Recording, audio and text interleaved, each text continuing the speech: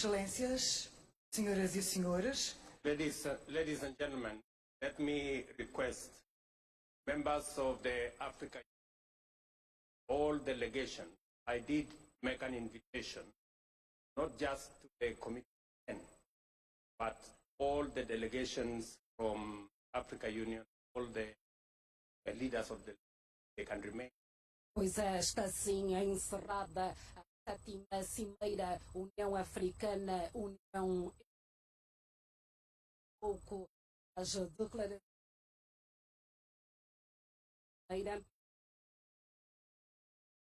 esta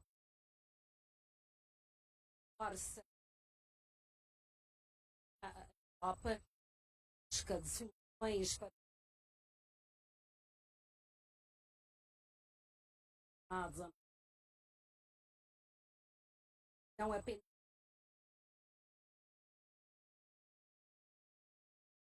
dados avanços. O relatório adotado em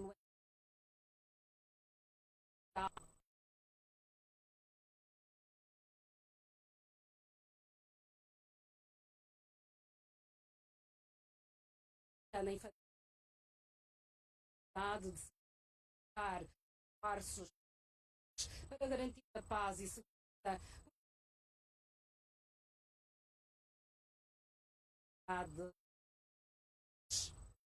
com a cimeira oficialmente a de imprensa conjunta entre o Anas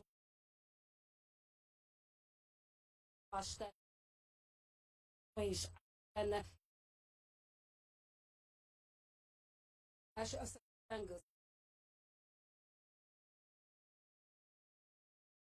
Muito boa tarde, Regina Reis. Boa tarde também aos senhores telespectadores da televisão pública de Angola. De facto, deve arrancar-se a qualquer instante esta conferência de imprensa que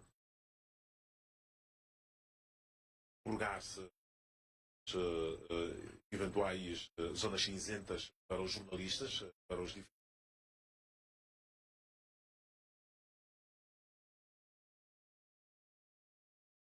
esclarecimentos que estiveram aqui por estes dois a fazer a cobertura desta 7ª União Africana Europeia, a primeira passagem bastante estiveram aqui numerosos europeus e africanos. Lembro que esta cimeira cerca de 30 mais de Estado e do Governo efetivamente aportaram Luanda com as respectivas delegações e foi por isso mesmo nós e naturalmente terra também temos cuidado logístico para atender tantas pessoas e por isso esta sala também está, digamos, composta para dar aqui vários jornalistas, eu diria mesmo um pouco mais uma centena de estão aqui presentes com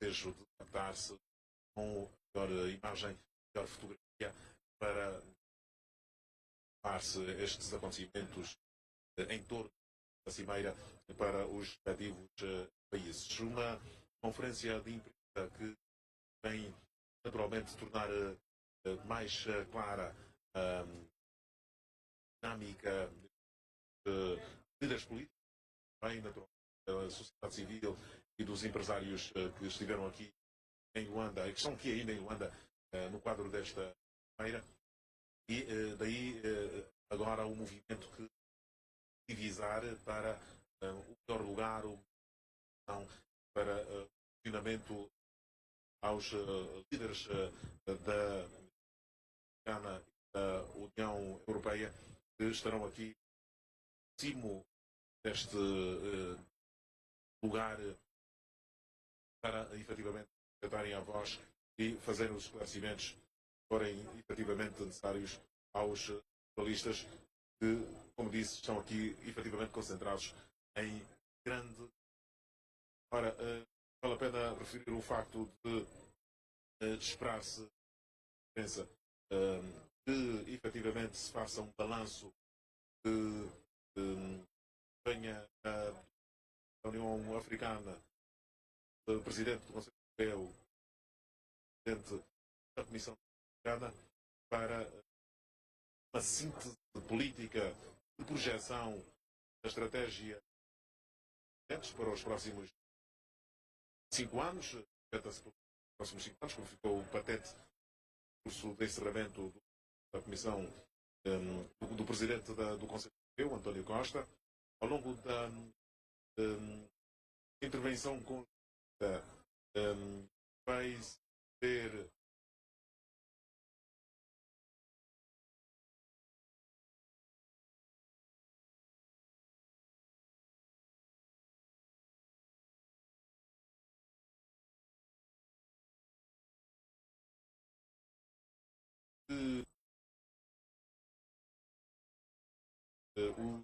dados concretos os três, que aqui está a ação económica, o reforço das infraestruturas e o desenvolvimento sustentável, que é, aliás, digamos, o centro das preocupações deixadas quer de um bloco, quer do outro, e também, de forma daqui para frente, esta relação vai ser igualitária, ser parada. Algumas das. É justamente esta preocupação levantada aqui entre os jornalistas, quando é que isto de facto vai acontecer na prática, esta relação, dois continentes com uma ligação efetivamente muito profunda, secular até, eu diria mais, ligação ao, sendo que dois continentes próximos, naturalmente que a Europa já esteve aqui em África instâncias, na altura enquanto império colonizador, o continente europeu naturalmente tem este profundamento do continente africano e agora se vê confrontado com a mudança geopolítica e geoestratégica do mundo, de estabelecer a África como parceiro estratégico, mas não só para a exploração e assalto às suas riquezas minerais, mas para que, efetivamente, daqui para a frente, estabeleça uma relação de igualdade e ação de continente que, efetivamente, parece crescer-se, dar jovens são, digamos, o segmento mais insatisfeito, dar-lhe a este segmento que satisfaça e recue este segmento de procurar outros destinos, outras geografias, isso mapa para a os seus sonhos. A grande esperança que se abre depois da realização deste encontro, desta cimeira União Africana, União Europeia, que foi também definido como sendo o poderoso sinal que é dado para uma relação estratégica entre a União Europeia e o continente africano. Ora, numa altura em que tomam os respectivos lugares, os presidentes da União Africana, o Presidente da República de Angola, João Lourenço, também o Presidente do Conselho Europeu, António Costa, e também aqui estaria o Presidente da União Africana.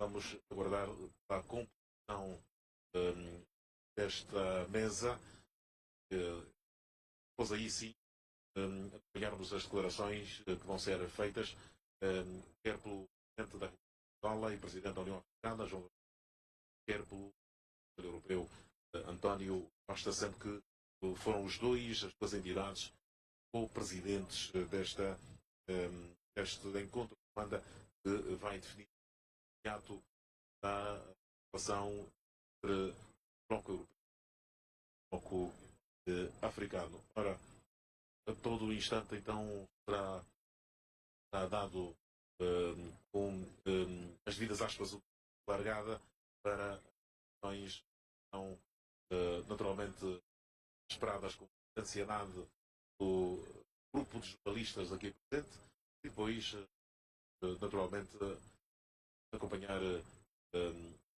as perguntas que vão ser também colocadas pelos jornalistas presentes. Vamos, eventualmente, a todo instante, este destaque também para o facto desta conferência esperar-se que venha a servir para não apenas de prestação de contas, mas também como sinal político de continuidade e aprofundamento da cooperação. A presença simultânea das duas personalidades que estão à nossa frente será a mensagem de que a parceria África e Europa permanece estratégica, procurada em diálogo, respondente e objetivos comuns devam ser marco para o segmento para o futuro. Vamos ouvir. O americano está indisponível.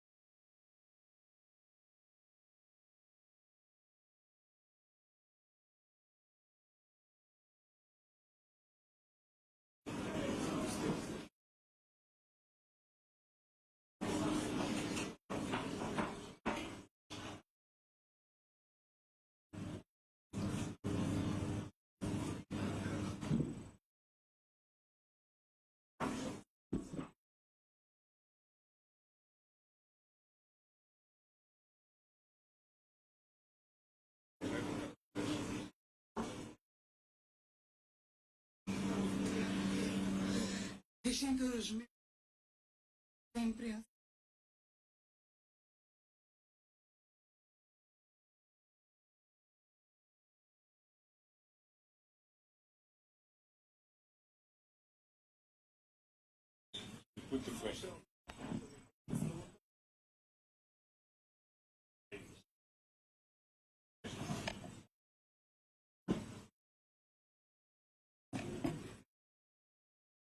excelências, distintos membros da imprensa, boa tarde. É com total satisfação que vos dou as boas-vindas à conferência de imprensa que assinala o encerramento da 7ª entre a União Africana e a União Europeia realizada. Permitam-me apresentar as entidades que respondem. Sua Excelência Presidente da República de Angola.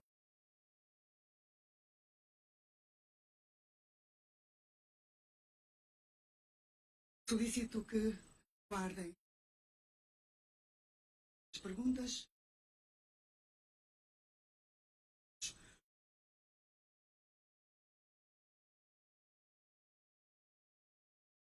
Dizendo, eu vou abrir a sessão para as perguntas e respostas. Começo pela TPA.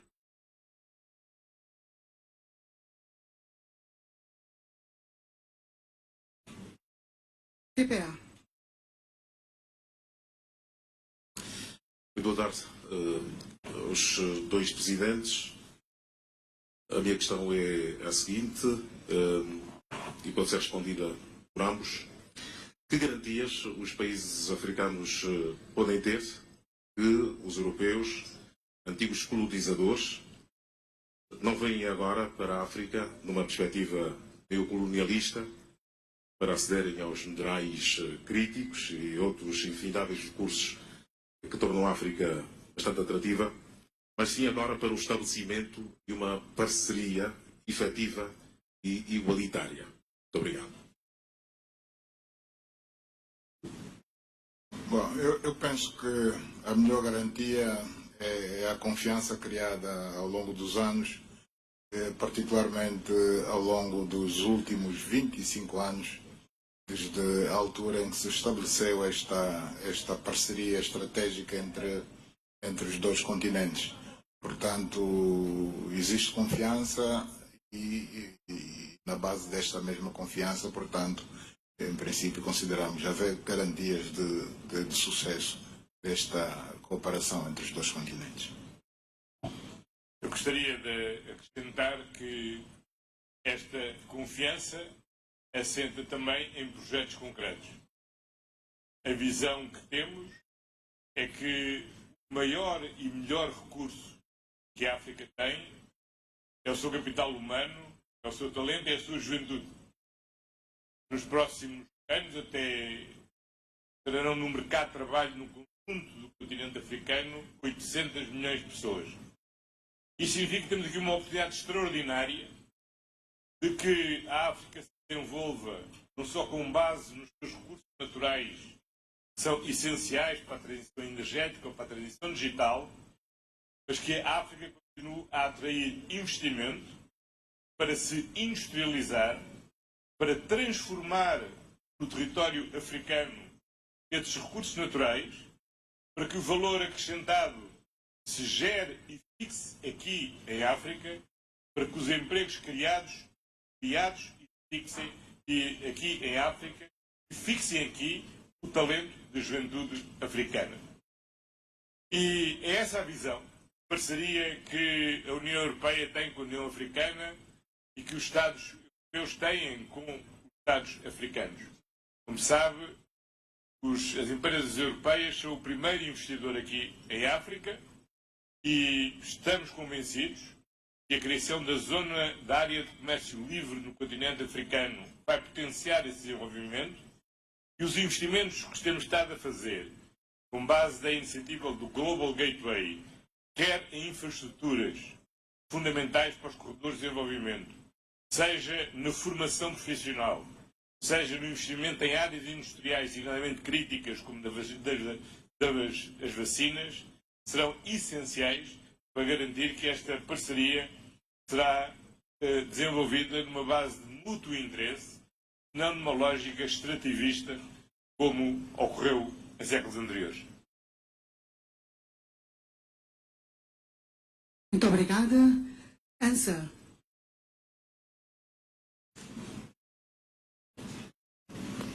Hello, I will pose my question in English. Mattia Bagnoli, ANSA, the National Italian News Agency.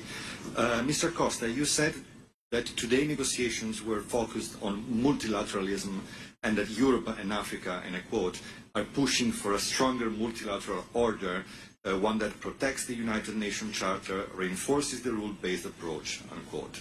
When I hear this, I see in the background the war in Ukraine. So my question to you is this. After almost 4 years, do you see our African friends closer to Europe on this, or they are, on the contrary, drifting away? And to you, President Lorenzo, a very similar question.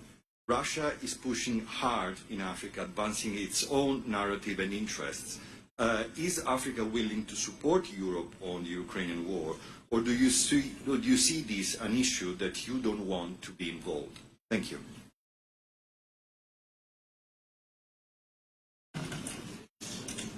Well, first of all, I could simply answer with our joint declaration. In point number 4, it's very clear that we together uphold for the values of the United Nations Charter. And on point 5, we say, guided by these rules and principles, we reiterate our unwavering support for a just, comprehensive and lasting peace in Ukraine, the occupied Palestine territory, Sudan, South Sudan, the Democratic Republic of Congo, the Sahel, Somalia, and the other wars and conflicts around the world. Then it's very clear that our partnership is based on our shared values and our common support for a multilateral order and the international rules-based order. But you can say more than this. As I said in my closing declaration, nowadays we don't have local conflicts, we don't have regional conflicts. All these conflicts in Sudan, in the Republic Democratic of Congo, in Gaza, or in Ukraine are not local, neither local nor regional. They are violations of humanitarian law, they are violations of the very enshrined values of the United Nations Charter, and when we allow a state, not matter what state, to disrespect sovereignty, territorial integrity, the international recognized borders of other countries, we are allowing all the other countries to do the same. And that's the reason, because there are no alternative for the multilateral and the international rules-based order. Because the alternative is simply the chaos. And we need to avoid the chaos. We need to uphold for the international order in Ukraine, in RDC, in Gaza, in Sudan, elsewhere.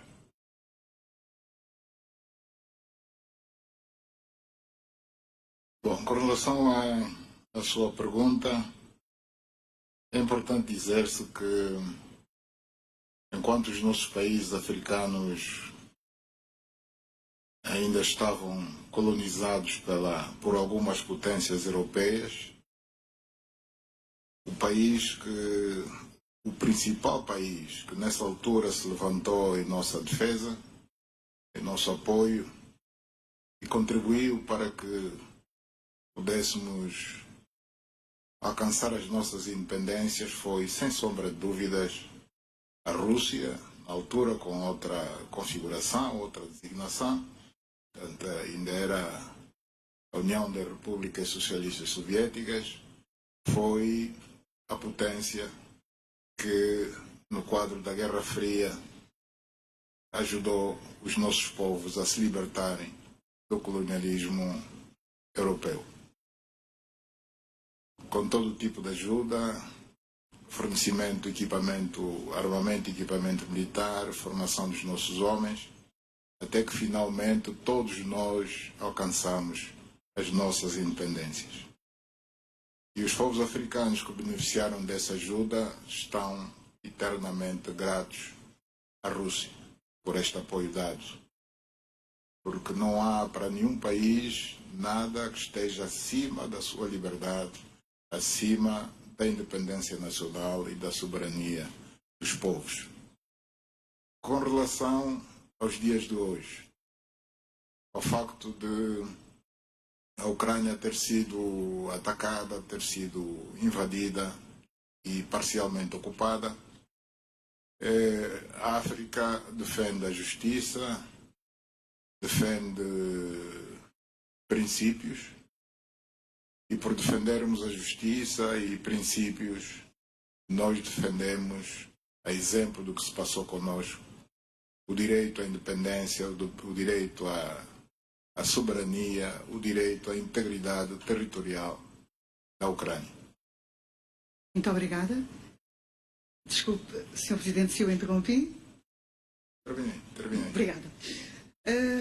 Por último, Afrique TV Media and Finance.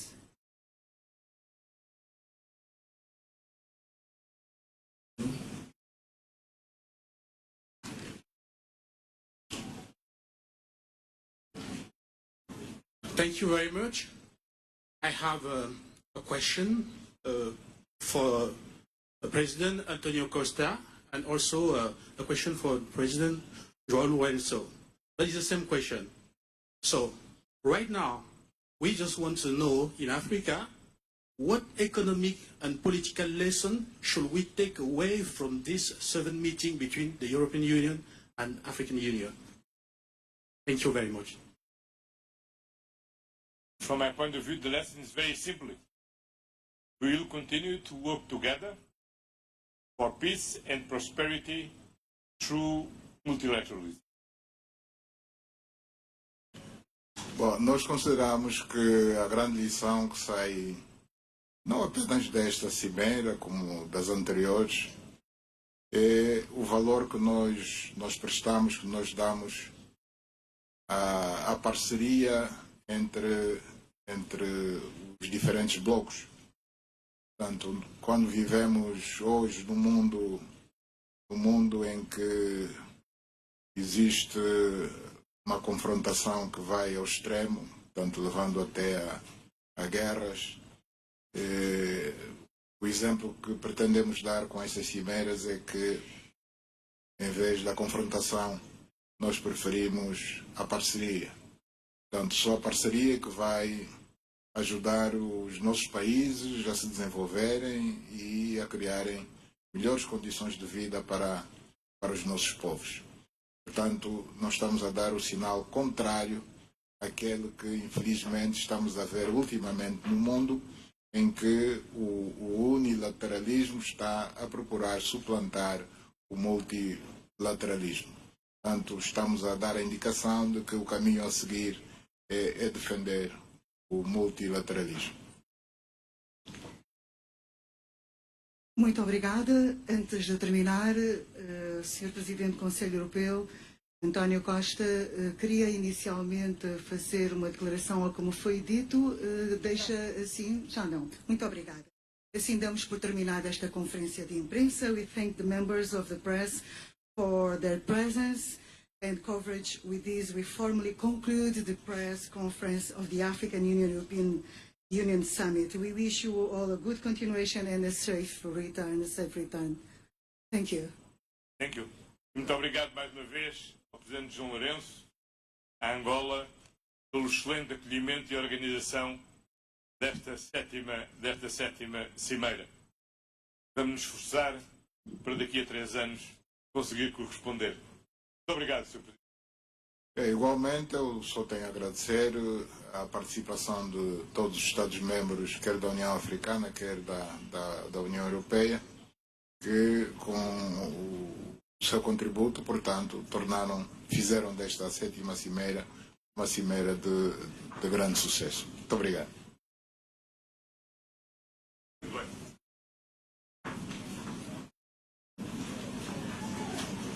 Muito obrigado.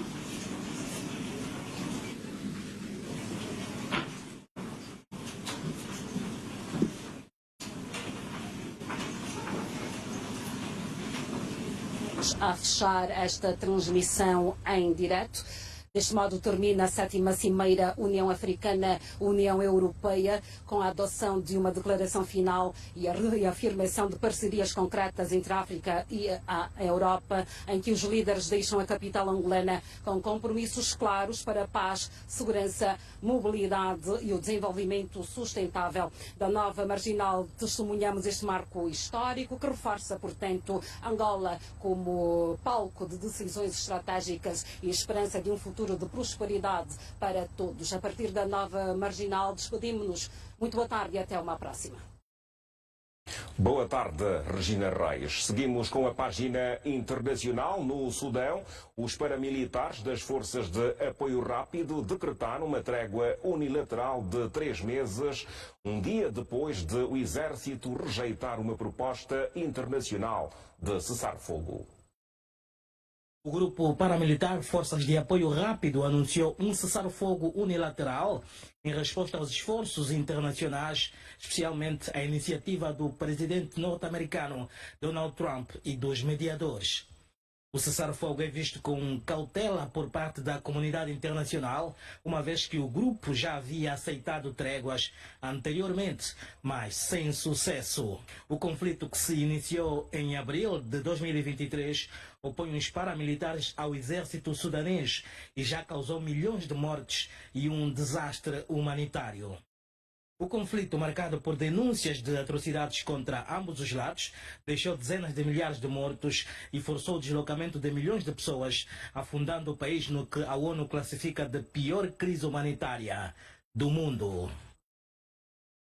A Rússia rejeitou esta segunda-feira as modificações introduzidas pelos países europeus ao plano de paz para a Ucrânia, apresentado pelos Estados Unidos. Os Estados Unidos propuseram na semana passada um plano para acabar com a guerra da Rússia contra a Ucrânia, iniciada em fevereiro de 2022. O plano foi bem acolhido por Kremlin por contemplar grande parte das exigências que têm sido feitas pelo presidente Vladimir Putin para acabar com a guerra. A presidência russa disse que o plano estava em linha com o que Putin discutiu com o homólogo norte-americano Donald Trump em agosto na cimeira do Alasca. O plano de Trump, que foi divulgado pelos meios de comunicação social norte-americanos, inclui a redução do exército para um máximo de 600 mil efetivos, ou a cedência à Rússia de territórios que não foram conquistados militarmente por Moscovo. Entretanto, vários dirigentes europeus consideram o plano como uma base para negociar, mas defenderam que necessita de modificações ou, em todo o caso,